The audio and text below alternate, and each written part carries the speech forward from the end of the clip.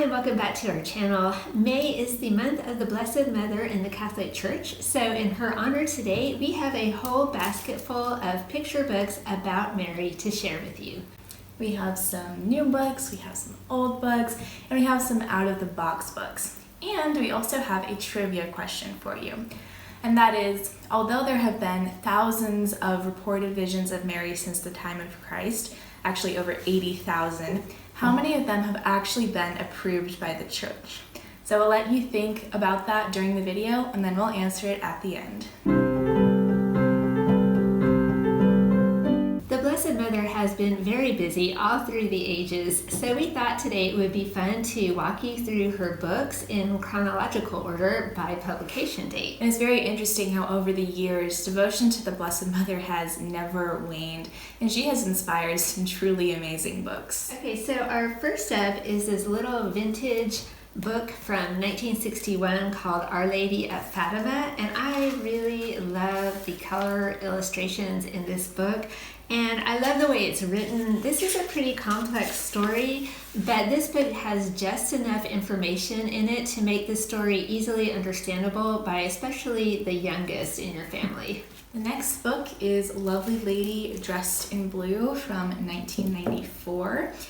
This one is a bit of a longer picture book, so it might be a several-day read for your younger kids. And this is the story of 3 children who want to become Knights of Our Lady, and they do so through the power of the Rosary. And they made some different saints along the way and learned some powerful messages. So this book has a really powerful pro-life message, so it is a great way to introduce to your older kids the idea of praying for the unborn babies and praying for the end of abortion. So from the next year, in 1995, we have Tommy DePaula's classic book, Mary, the Mother of Jesus. And in this book, he pulls from scripture, legend, and tradition to follow the life of Mary from her presentation in the temple as a child to her coronation as Queen of Heaven. So you know how we love Tommy DePaula in this house, but this book I think has some of my favorite illustrations that he ever did. And it seems to me in this book he really hit his stride. He combines beautiful pictures with just a paragraph or two of the text to make it very appealing both visually and, the information is digestible, it's not overwhelming. So this has always been a favorite. From 1997, we have Father Lavassik's classic book, Our Heavenly Mother, and this goes over 3 of the apparitions, Lourdes, Fatima, and Guadalupe. And this one is also a bit of a longer book. But it has really cool color illustrations in it, and so we feel like that adds to the appeal and makes this book a lot of fun. So the next book from 2000 is called The Story of Mary, the Mother of God. And this one also goes over Mary's life and draws its facts from scripture, legend, and tradition. Because there's not a lot written in the Gospels or really anything about Mary's family or her parents, so both Tommy DePaula and the author of this book have drawn from other ancient sources, such as the Proto-Evangelion of James. And in that book, we learned that Mary's parents were named Anne and Joachim. So that's kind of a fun fact. This book has really, really wonderful, beautiful pictures in it. So if for no other reason than to look at the illustrations, you should put this one on your list. So the next book from 2001 is called Juanita and Our Lady of the Angels. And this tells the true story of a statue of Mary that was found by a little girl named Juanita who lived in Costa Rica in the 1600s. So Juanita is very excited. She's out playing near a river, and on top of a large rock, she finds this fun little statue of a lady and a baby, and she thinks, oh great, now I have a doll to play with. So she takes the doll home, but the next morning when she wakes up, the doll is gone. She goes back to the river and finds the doll on top of the rock again. So this happens several times, and finally she talks to a priest, and together with the community, they figure out that the doll is actually a statue of Mary and the baby Jesus, and that she wants a cathedral or a church built in that area. So they do indeed go ahead and build a church, and today we know that church as the Basilica of Our Lady of Angels. In the back of the book, it also has some really cool pictures of the statue and of the shrine.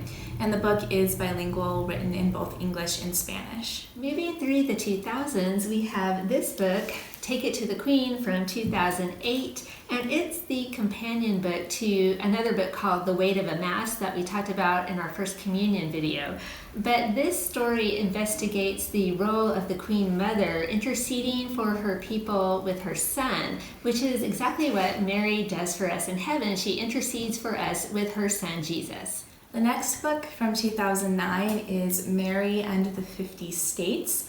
So this one is a lot of fun. It has a title for Mary for every one of the states and a picture to go with it. So it's a lot of fun to look up your state and see what Mary's title is. And the book also has prayers in it to consecrate our country to the intercession of Mary. And the book can be found on catholicartworks.com, so we'll link it below. In 2012, one of our favorite books about Our Lady of Guadalupe was published, and it's this one, The Beautiful Lady, which we did talk about a lot in our Christmas picture book basket. But since we love Our Lady of Guadalupe here, we could not resist bringing it up again. This book we really love. It has simple text and really engaging pictures, so it's great for younger kids. Now we're up to 2020, and we have two newly published books to share with you. The first one is Our Lady's Wardrobe, which is a fun look at different Marian apparitions throughout the world. And we like it because it shows what Mary was wearing each time, and it's also written in rhyme, so that makes it a little bit extra fun. And then by the same author, we have Our Lady's Picture Book, which goes over the different events of Mary's life and what she's been up to in heaven. It's also written in rhyme, and we especially love the Battle of Lepanto page. Now we are moving on to 3 out-of-the-box book suggestions for you to help celebrate the month of Mary in May. And the first one is this one that we bought for just $1 at the Dollar Tree, because yes, the Dollar Tree does have Catholic stuff. So it's called Shrines, Images of Italian Worship, and it just has gorgeous pictures of Marian shrines from all over Italy. And we love the idea of flipping through the book and looking at all the pictures to get ideas of making your own Marian shrine in your yard with your kids. This next book is one that you might recognize. It's called Miraculous Images of Our Lady by Joan Carol Cruz. Now I know what you're thinking, that is a really big book and it's not really for kids. Why is it in a picture book video? Well, it does actually have a lot of very beautiful pictures of the Blessed Mother in it, but more, it has many amazing stories, and some of them are quite short, so you could definitely pick a few of these out during the month of May, read them to your children, look up the pictures online or in the book, and that's a great way to start introducing your children to some of the lesser known stories about Mary. I never did that with my children, and I've always regretted it, so don't let that opportunity pass you by. And the last book we have is this Catholic How to Draw book, which has some pictures of Mary and some Marian symbols in it, such as a rose. So May would be a great time to try your hand at some of these and then use them to decorate your house or your home altar. So that's it for the books, and now we want to get back to our trivia question. Through the years, there have been over 80,000 reported apparitions of the Blessed Mother. So a lot of people have claimed, I've seen Mary. How many of those apparitions have been officially approved by the Vatican? And the answer is 16, at least according to a 2020 article by Ascension Press that we found, and we'll have that linked below. So it's pretty clear from that Mary has stayed plenty busy during these years. Yet we are so blessed to have this wonderful, beautiful Mother in heaven who is always busy taking care of her children. That's us. So we are truly blessed. Mothers always stay busy, and she is no exception. So let us know in the comments what your favorite Marian book or books are. Thank you for watching. We hope you enjoyed the video. We'll see you next time. Bye. Bye.